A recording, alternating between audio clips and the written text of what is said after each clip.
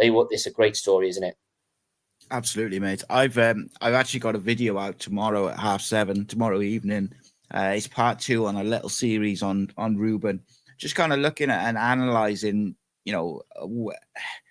where he is and things like that, because I think he's fast become a bit of a scapegoat in the second half of the season for some people, almost like Siopis left, so they need someone else to blame, which I get it. It's the social media age.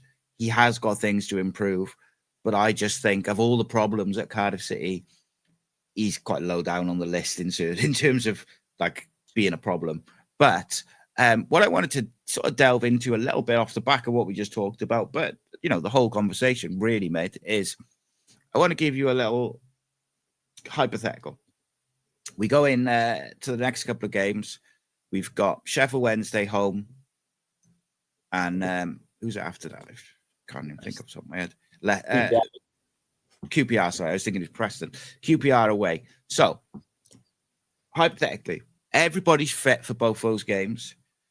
How are you lining up for the home game and the away game? Because my one concern is that I worry that Omar is going to focus too much on the physicality and the battle aspect and the fighting aspect, which you need.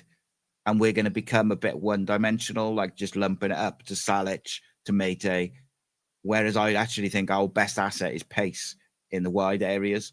But I'm interested in what you would do first. So home game to Sheffield Wednesday, everyone's fit.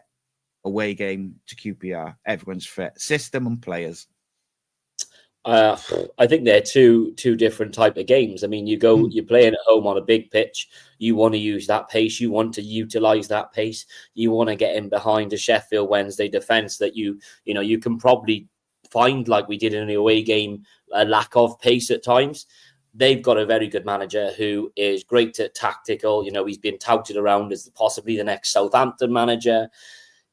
I think that sort of game, you've got to have a good mixer. You can't go one-dimensional, but I'm not saying go direct, but don't try and start passing out from the back and hoping that you're going to score a 25-pass goal, because that won't happen. That they've got great players like Barry Bannon who just simply works his backside off, and you will not get passes through him.